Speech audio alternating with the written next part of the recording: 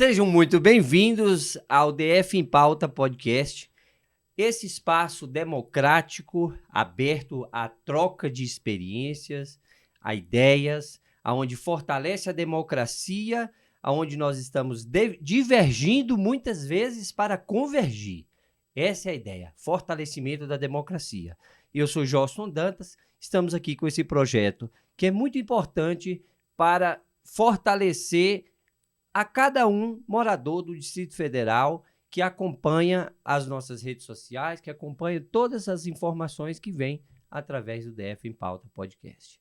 Hoje nós estamos recebendo uma pré-candidata da região norte para todo o Distrito Federal, Elke Pimentel. Seja muito bem-vinda, o microfone aberto e você sempre muito solícita e disposta para estar participando de todos os projetos que a gente apresenta. Muito obrigado. Eu que agradeço, Joston, agradeço a toda a equipe do podcast.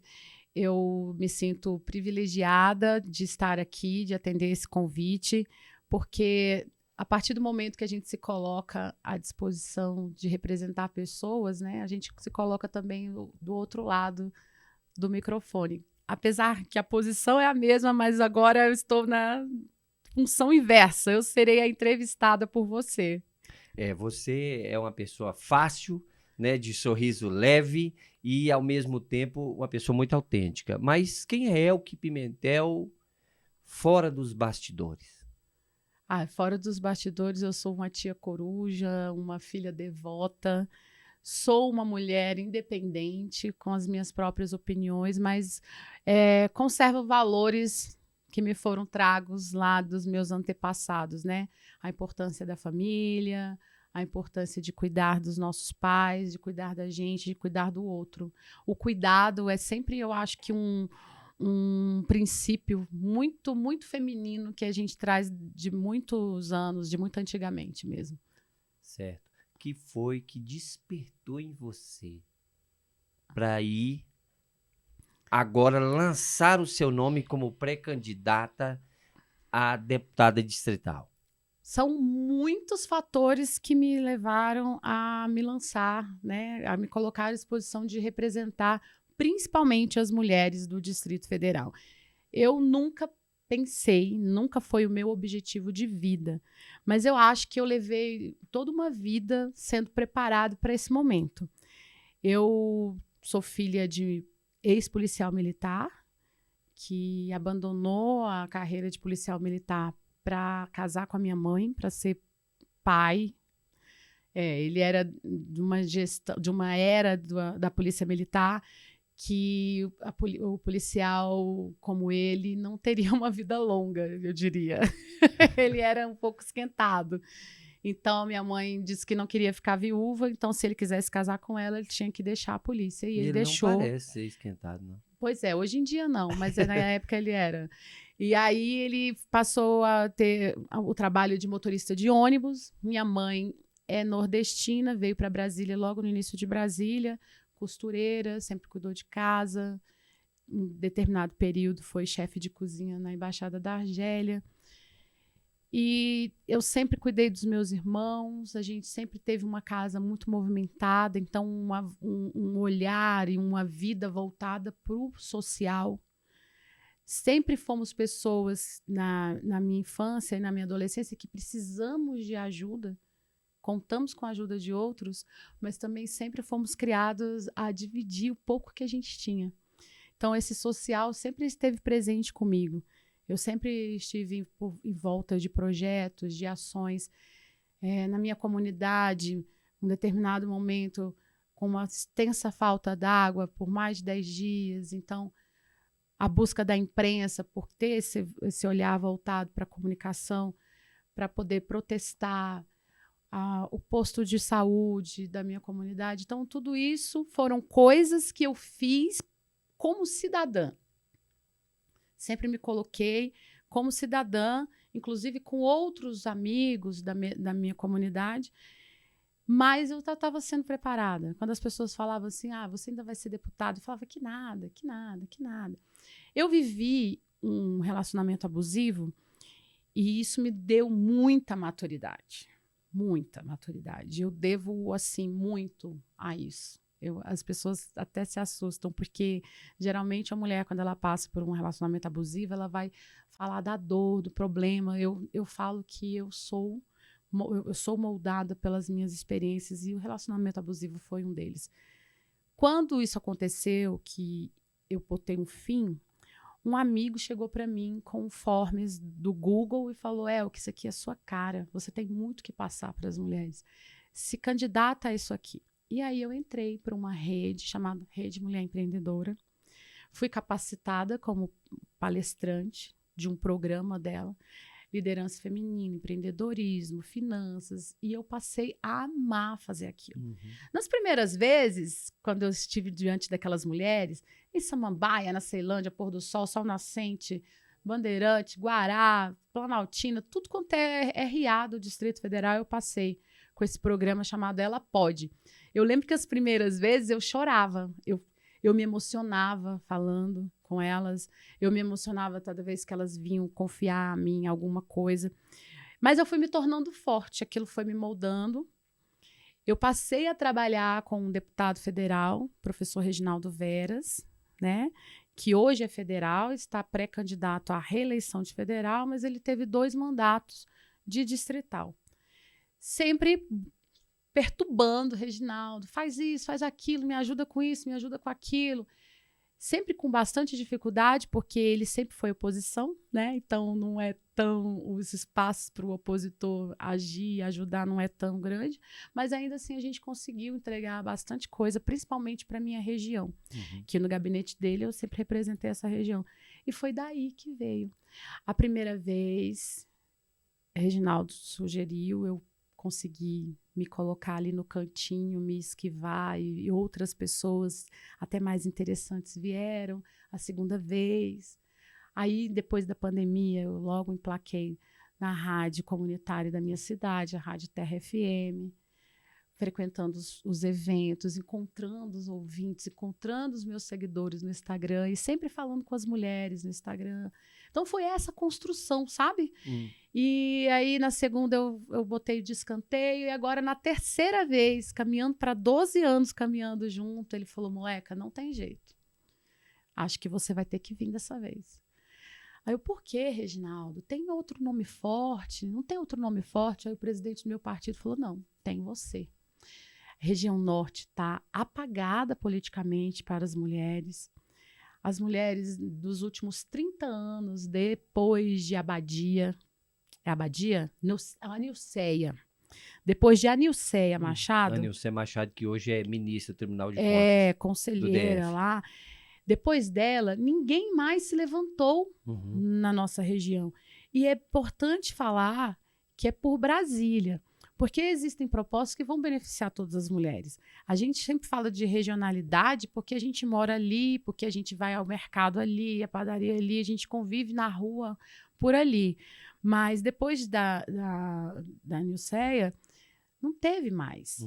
A gente pode falar que a doutora Jane foi eleita e ela é da região norte? Podemos, mas ela foi eleita por um legado como delegada. Ela não é uma mulher da comunidade, vista como uma mulher da comunidade. Então, foi essa construção. Não foi meu primeiro desejo. Então, veio, na verdade, de fora para dentro. É, de fora para dentro. Essa construção. É um chamado à responsabilidade. Cada vez que eu convivi com mulheres, cada vez que eu troquei com elas, as minhas experiências, as experiências delas, cada vez que eu aprendi com elas, e eu aprendi muito mais do que eu ensinei, porque eu ia pronta com o conteúdo. Chega lá, você se depara com realidades diversas. Então, eu mais aprendi com elas. Isso foi me chamar. E os amigos, né? Os professores, porque o grupo do Reginaldo é formado por professores. Foram falando: olha, você tem perfil, existe uma coisa na política chamada perfil, você tem pé no chão. E não precisa ser o sonho prioridade de ninguém. Porque tem muita gente no DF, Jocelyn, que sonha, né? Sonha, tem isso como objetivo. E aí se coloca e vende. Tem isso até como carreira, né? Tem muita gente que tem isso como carreira. Tem isso como carreira.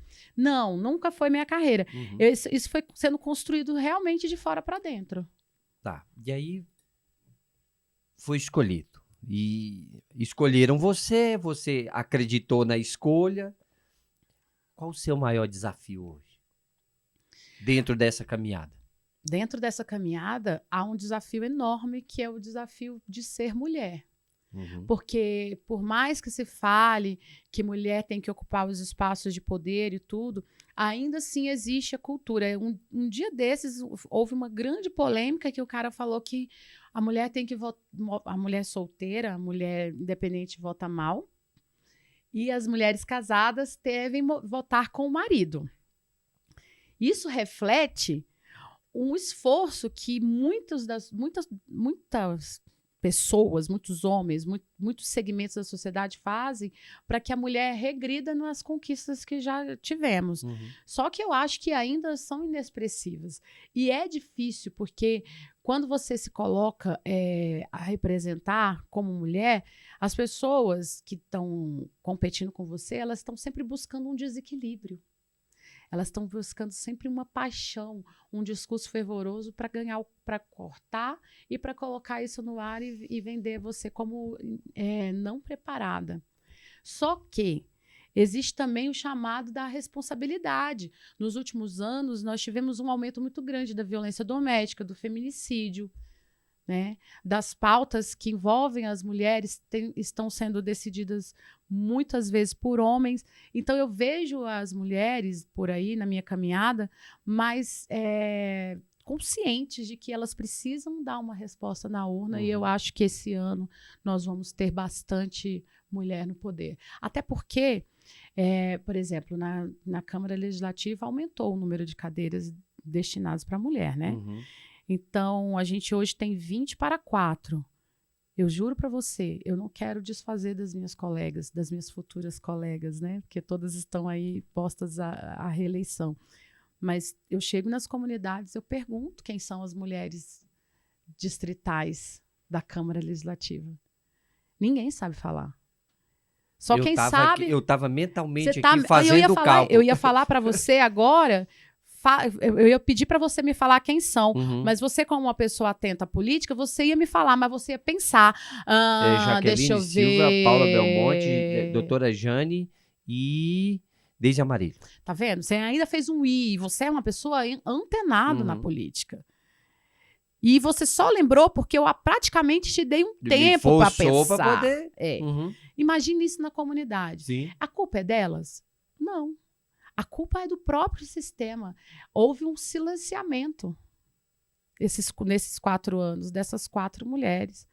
E eu posso garantir uma coisa: toda vez que eu entrego um papelzinho meu aqui, que eu me apresento, eu falo, avalia se você achar aqui, dentro dessa rede social, dentro disso tudo que está sendo dito, se você achar que tem aqui uma mulher capaz de te representar, me dá uma chance no futuro, porque agora eu sou pré-candidata, né?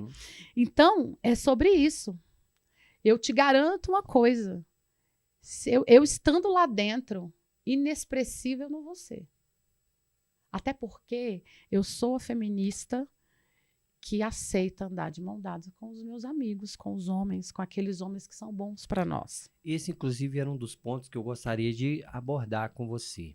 E na abertura do nosso programa nós falamos sobre isso. A gente está divergindo para convergir. E na política, se existe uma coisa em que o tempo inteiro acontece, é divergência. Como você lida com exatamente essa divergência? Você fala de ideias. Divergência de ideias? Isso. É sempre com muito diálogo e muito respeito. Existem pessoas que eu não concordo e que eu teria livros para escrever de acusações, de protestos e tudo mais. Mas eu não vou fazer isso. Por quê? Eu quero sempre um espaço para o diálogo, porque o que eu preciso ser? Uma boa articuladora. Né? A gente está num mundo de polarização.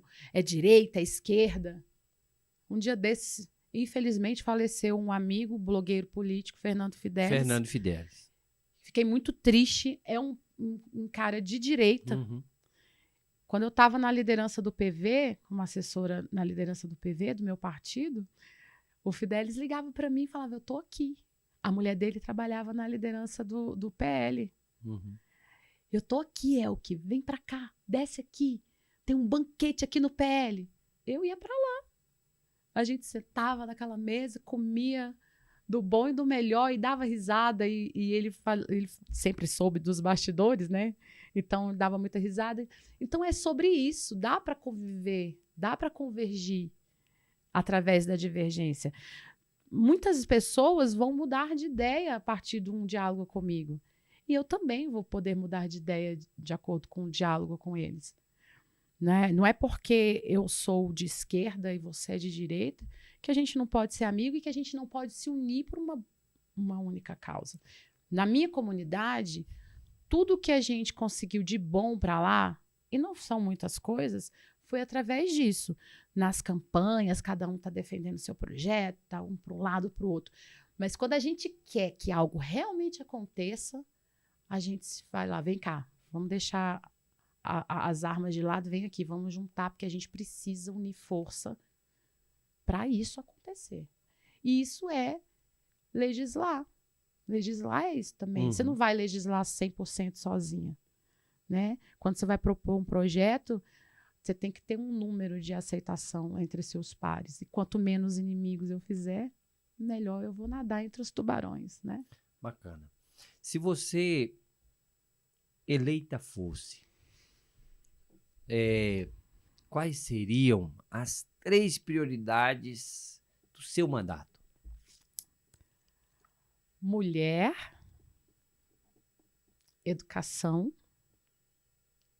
saúde.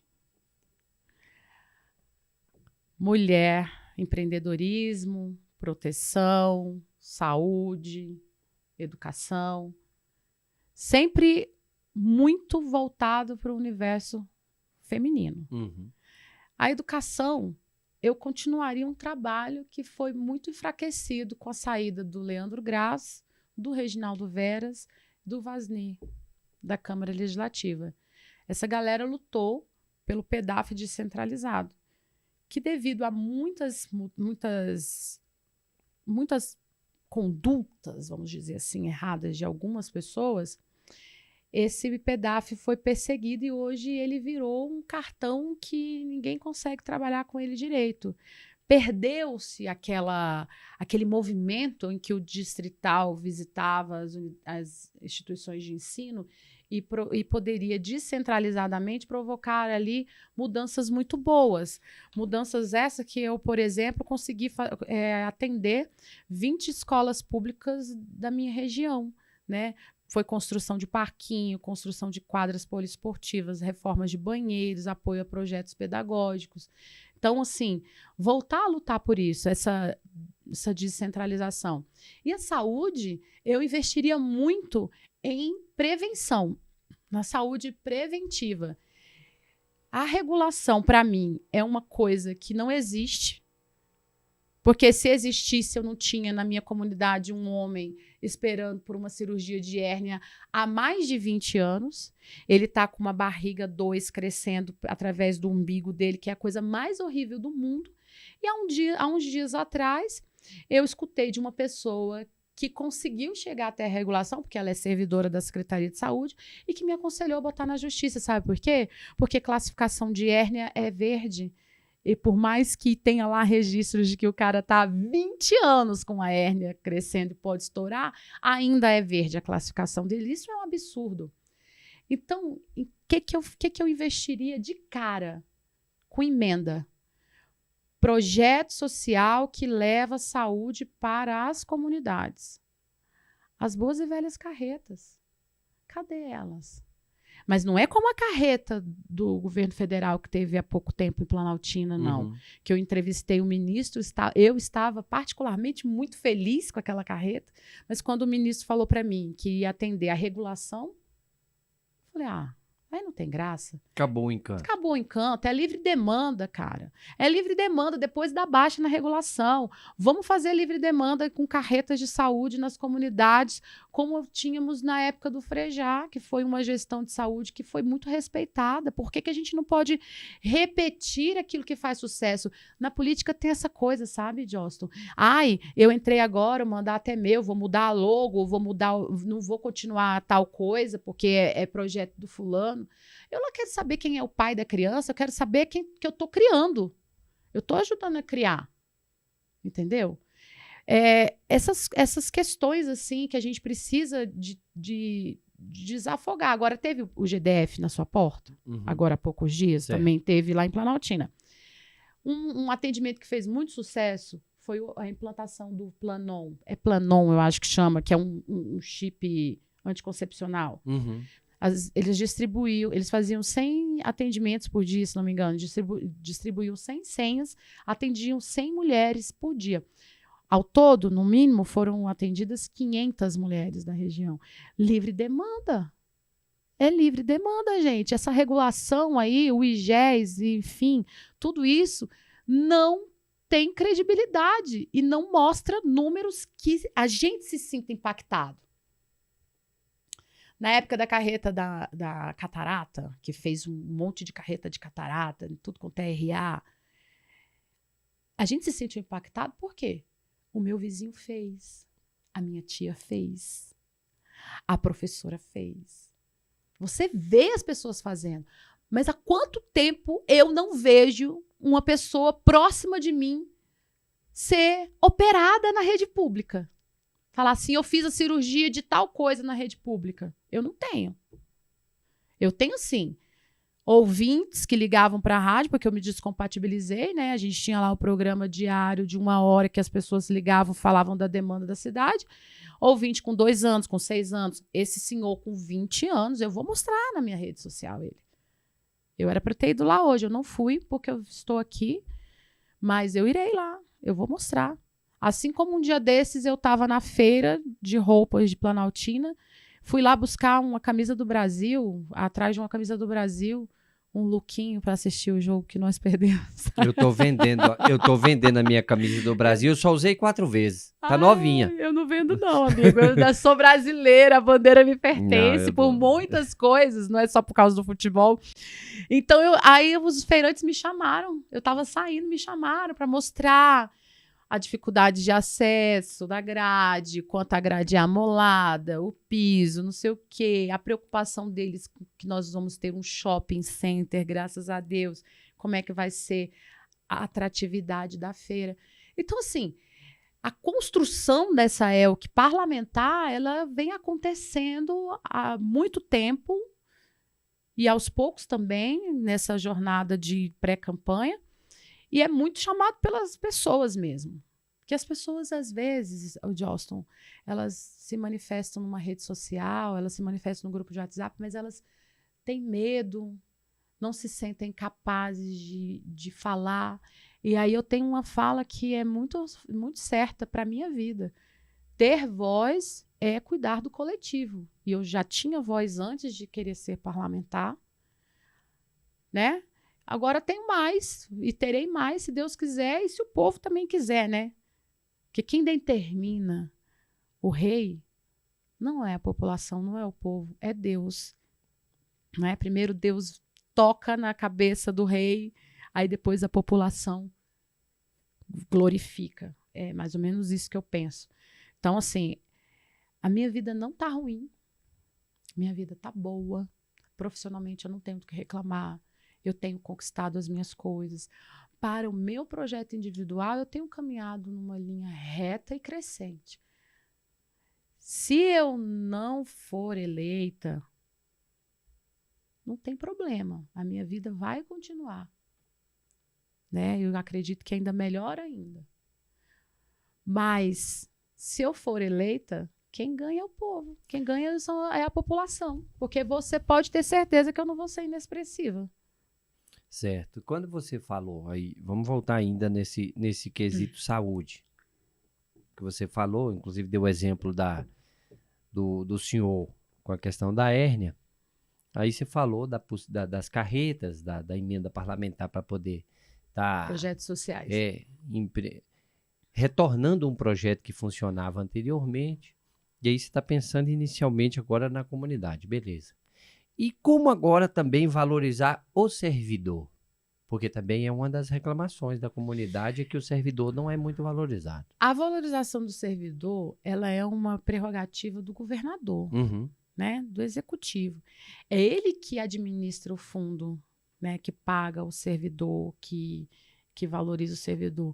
A segurança, se não me engano, é a segurança, saúde e educação são geridos por esse fundo, Uhum. fundo constitucional, que na gestão do Ibanez a gente quase teve intervenção nele. Aí foi quando juntou todos os políticos do DF, né, inclusive o Ibanez, ex-governadores, para defender esse fundo. Quem gere a educação, a saúde e a segurança pública é o governador. É claro que, como representante, o distrital pode ser uma voz a mais. Uhum. Uma vez que eleita, você se coloca à disposição de todos que te procuram. Eu sempre vi muito isso como exemplo no Reginaldo Veras, né? Ele sempre foi muito viés assim, da educação, pela educação, mas ele sempre esteve aberto, com o gabinete aberto para representar as pautas que o procuravam na segurança pública, né, da saúde. E eu acho que a gente precisa ter um executivo que realmente queira cuidar das pessoas. E foi com essa proposta que o nosso ex-governador foi eleito. Ele teve um mandato durante a pandemia, onde ele disse que não poderia fazer pela saúde como ele gostaria por conta de toda aquela crise, pediu uma nova chance, onde ele disse que ele ia cuidar de pessoas, e nós vimos ele muito cuidar de coisas, né? Sem demagogia de dizer que as coisas não são importantes também, né? Ele melhorou muitas vias, tem outras que estão aí com obras intermináveis, que a gente reclama todo dia, por exemplo, a 020, que é uma rotina nossa, mas ele não cuidou das pessoas. E a gente precisa, acho que o grande desafio do executivo que vier aí é cuidar das pessoas, não só da população mais carente, como também do servidor público, porque o servidor da saúde, ele também é uma vítima desse caos, né? Ele precisa de ser valorizado, de melhorar a segurança também, e educação também, professores precisam receber melhor, mas isso aí é uma política de governo. A gente, como distrital, a gente se coloca à disposição, tanto que os distritais, de um tempo para cá, as emendas automaticamente, tanto os distritais como federais, as emendas são automaticamente, uma parte delas são destinadas para a saúde, né? Para ajudar. A saúde sempre é um grande obstáculo no pé, tanto do legislativo como do executivo. Porque a comunidade confunde. Quando procura, ela procura com necessidade. Ninguém sai de casa e fala, vou ali no hospital hoje para tomar uma bezetacil. E certo? Ainda quando as consultas funcionavam, as pessoas não falavam assim, vou marcar uma consulta para ver como é que tá meu coração, vou marcar uma consulta para ver como é que tá minha garganta. Geralmente elas vão direto para o ponto-socorro. Sempre é muito complicado. Então, a fiscalização do deputado distrital em cima desses pontos, ótimo, é importante. Ela é necessária. E é preciso ter coragem. E é onde que esbarra essa fiscalização, por exemplo? O que impede um deputado de adentrar um hospital regional de Planaltina para ver o que está errado, para verificar aquilo que a comunidade está clamando que ele veja? Porque esse deputado tem aliança com o governo. E ele vê que invadir o hospital e mostrar o que está errado e cobrar o que está errado, muitas vezes é bater no governo. E aí ele não faz. Aí vem um representante comunitário, faz o escarcéu e cresce.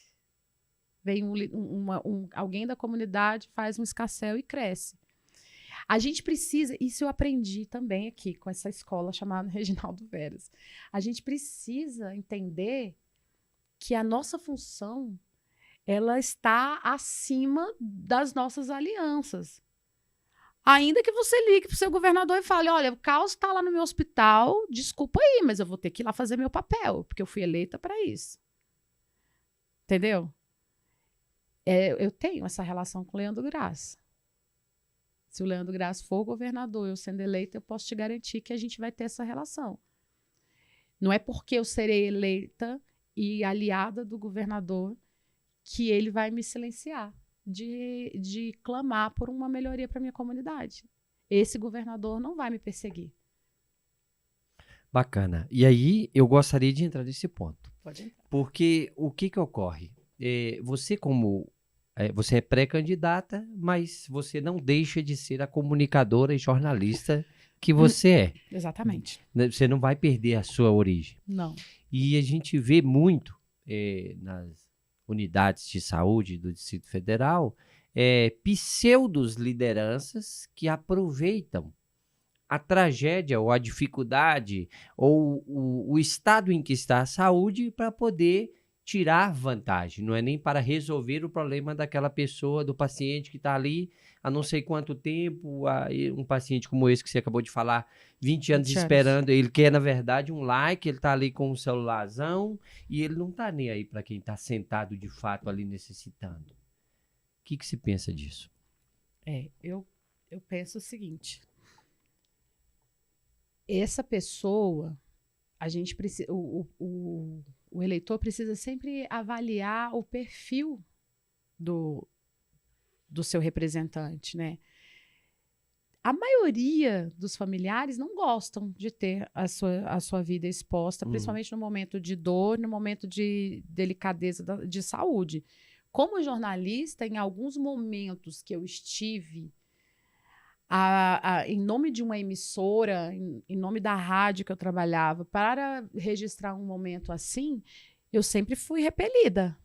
Uhum. Então, eu não entendo como é que essas pessoas deixam alguém crescer em cima desse cenário. Porque ainda que fosse por emissora de TV ou por rádio, eu sempre fui repelida de mostrar a dor e o sofrimento alheio. E eu não gosto. É por isso que eu não segui carreira na TV aberta, no noticiário da TV aberta. Porque todos os dias eu tinha que cobrir uma notícia pior que a outra. E um determinado dia, e eu fui ficando sem sono, tudo isso para te explicar sobre isso aí. Eu fui ficando sem sono, eu fui ficando sem alegria, e minha mãe falava assim, minha filha, você não é a mesma pessoa. Acordava de madrugada, minha insônia que existe piorava. Aí não teve no Valparaíso aquele casal que o apartamento pegou fogo, eles pularam com a criança da janela? Então, eu fui para aquela notícia. Nossa. Eu fui a primeira a chegar. Não estava nem coberto os corpos ainda. E aquilo mexeu muito comigo. Muito mesmo, assim, refletiu muita coisa na minha cabeça. Dias depois, teve uma coletiva de imprensa. Tava lá todas as emissoras, a gente chegou, botou nossos microfones, eu tô aqui sentada, aí tá as autoridades. Vem uma mulher desesperada procurando os cachorros da família, mas os cachorrinhos também pularam, também tinham morrido. Essa mulher veio, Johnston. Ela passou Rede Globo, SBT, Record, CNN, não sei mais o que tinha lá. Eu estava pela TV Brasília. Ela parou na minha frente. Porque vocês só querem saber de ganhar dinheiro, de aparecer, com os dois dedos assim, em cima da gente, da desgraça alheia. E eu olhava assim, olhava para as autoridades e falava, meu Deus, é comigo. É comigo. E eu ouvindo, né? E ela me descascando abacaxi em cima de mim, ela berrava. Até que ela cansou de falar, a boca dela secou, ela foi embora e a audiência, a coletiva começou. Aí eu cheguei em casa, contei isso para minha mãe. E aí ela falou, conversa com fulano. Aí eu fui conversar com essa pessoa que eu respeito muito, aí ele falou assim, eu estava vendo suas matérias. Você estava com o semblante carregado, não era você. Um brilho, com alegria, que leva esperança para as pessoas. Você estava com um semblante carregado. E eu falei, pois é, eu não sei o que eu faço. Aí ele falou, pense qual é a sua missão nessa terra. Se é aliviar a dor das pessoas ou propagar a dor das pessoas. Cada um tem um legado a carregar. Aí eu fui falar com o chefe de jornalismo, e ele é o Elke. Você tem alguns ajustes a fazer, eu consigo trabalhar seu psicológico para que você não se abale com essas notícias, que você não sofra. Eu acho que eu posso trabalhar você para você ser grande, para você ser famosa, para você conseguir entrar nesse cenário como os meninos fazem e isso não mexer com você. Eu falei, não, a questão é divina. Eu acho que aquela situação daquela senhora foi um recado de Deus para mim. Eu não tinha que estar ali. Então, eu também não tenho que estar levantando meu nome, mostrando, expondo a dor daquela pessoa que está ali no hospital. No posto de saúde, na UPA, onde quer que seja. Né? É diferente de eu ir à casa do seu Francisco, lá no Vale do Amanhecer, que está há 20 anos lutando por uma cirurgia, a pedido dele, a convite dele, porque ele quer mostrar, ele quer que eu use a minha voz para dar voz a ele, para, de repente, ele tentar conseguir uma cirurgia. Ele quer fazer isso, e eu vou fazer. Mas eu estou sendo chamada, ele está me pedindo para fazer isso. Ele quer isso como uma das cartadas para ser atendido. Eu repudio veementemente. Eu acho que o deputado, ele pode entrar ali, ele vai passar, ele tem poder de polícia nessa função, ele vai passar, ele vai olhar a escala, ele vai verificar, os médicos estão ali, por que essa fila está aqui desde tal hora, ele vai fazer o trabalho dele, ele vai notificar quem ele tiver que notificar, cobrar quem ele tiver que cobrar, até o governador ou governadora que ele tiver que fazer, sem precisar mostrar a dor e a desgraça alheia. E sem desrespeitar o servidor que está ali os servidores que estão ali, sem ofender ninguém. Eu não sou a favor de ofender. Ontem ainda eu estava ali batalhando por umas coisas que eu queria, ainda xinguei uns 2 palavrões, a pessoa olhou para mim e falou assim, não. Você não. Você não. Você não fala assim. Calma. Não é desse jeito. E realmente não é. Não é. Eu não vou me levantar apontando o dedo pro errado do outro, que ainda que esteja errado. Entendeu? Não vou. Eu quero ser uma pessoa a mais. Estão aqui brigando gregos e troianos, eu não estou aqui não, eu estou por aqui, ó. Eu estou indo por cá. Eu quero ser uma terceira via nessa guerra. Você tem uma trajetória já, que você, através de toda a fala que você acaba de dizer aí, uma trajetória muito boa, um trabalho realizado. Só que você, sem diminuir de forma nenhuma o tamanho em que é a Elke Pimentel, mas você olha e vê políticos profissionais, né? Uma quantidade aí, que, como nós falamos há pouco aqui, pessoas que estão há muito tempo, e não sei o quê, com muito dinheiro e tudo. Como é que a Elke se vê no meio desse grupo de leões? Dói, gente, não vou mentir. Dói porque a pessoa me manda mensagem, porque quer R$150 emprestado, eu não tenho, quer 400 para comprar um remédio, eu não tenho, quer um gás, eu não tenho, quer uma cesta básica, eu não tenho, quer coisas e eu não tenho, não sou rica. Eu estou me colocando à disposição de representar. E a política está muito viciada nisso, a população está muito viciada nisso. Aí o cara vem, te dá R$400, aí ele é eleito, ele nem olha na sua cara. Aquele buraco que está lá na sua rua, aquele poste de eletricidade, ele não está nem aí, porque ele já te deu R$400.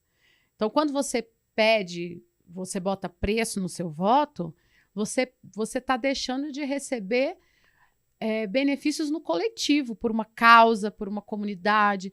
E dói muito você não ter dinheiro, porque se eu tivesse, eu dava. É isso que dói. eu marquei uma agenda num determinado lugar, lá em Planaltina. Marcamos uma agenda, eu, Reginaldo e o rapaz. O Reginaldo tem uma agenda enlouquecedora, absurda. Aí o rapaz, aí teve que desmarcar para remarcar. Uhum. E aí não conseguimos mais remarcar. Aí foi lá um figurão, ofereceu lá um benefício, tipo uma terraplanagem, uma gramagem, não sei lá, no determinado lugar lá. Um agrado. Ganhou o apoio, vai fazer do bolso dele. Palmas, parabéns para quem tem dinheiro. Tem gente com milhões, tem gente que já gastou milhões em pré-campanha. Uhum. São caminhões plotados. Eu não tenho isso. Não tenho. Talvez se eu tivesse, eu faria também. Não vou dizer que não faria. Não para comprar o voto, mas por ver uma pessoa precisando de uma coisa, eu podendo, eu vou fazer. Entendeu? Eu não podendo... Mas isso não te diminui nem enfraquece. Não diminui nem me enfraquece.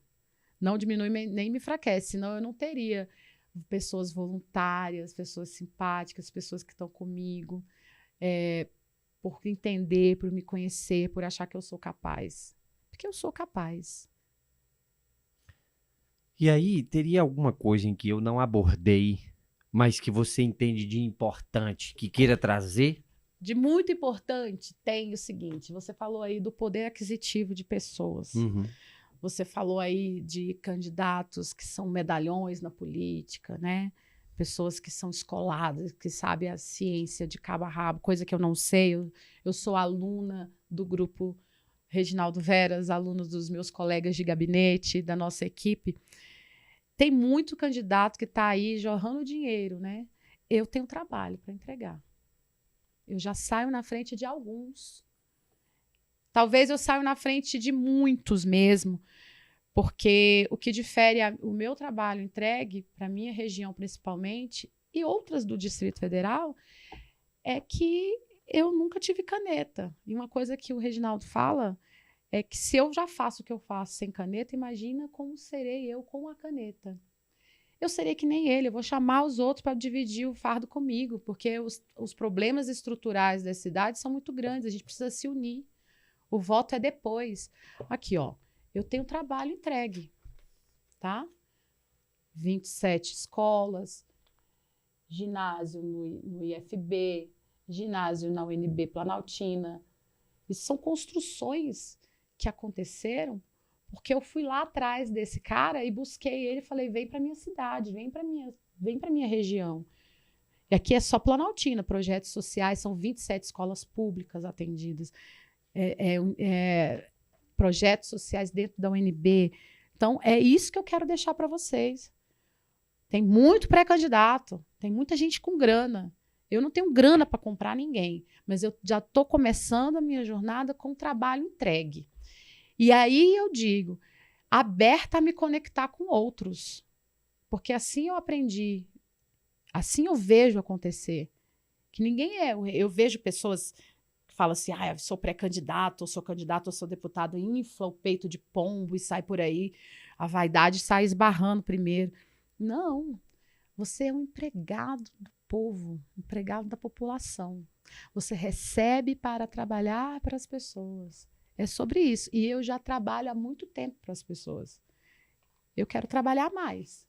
Se assim a maioria achar que eu mereço, que eu sirvo, que eu represento. Falaram, não vem com essa bandeira de mulher, não, porque mulher não vota em mulher. Vamos ver. Porque se eu tiver que ganhar, vai ser com elas. Se eu tiver que perder, vai ser com elas. E com os homens que são bons para nós. Muito bacana. Tá vendo? É isso aí. Então, mais uma vez, eu agradeço. Você é o que esteve aqui com toda a sua proposta, está aí lançando o seu nome como pré-candidata, né, o DF em Pauta Podcast. Agradece e lhe deseja sucesso nessa caminhada, nessa empreitada. Porque só pelo que você apresentou aqui para nós hoje, sabemos que existe uma pessoa qualificada, inteligente e envolvida, né, comprometida com o que está querendo e propondo, né? Você tenha um grande sucesso nessa sua caminhada, né? Sim, é por mim, é por você, é por nós. Ó, conta comigo. É só isso que eu tenho para dizer. Ótimo. Então, esse espaço continua aberto para ouvir todos os pré-candidatos, a todas as pessoas. Se você quiser, inclusive, sugerir alguém, algum candidato, algum pré-candidato que queira estar aqui, os microfones do DF em Pauta estão sempre presentes, com compromisso com a verdade, com jornalismo sério, fortalecendo a democracia e até logo mais.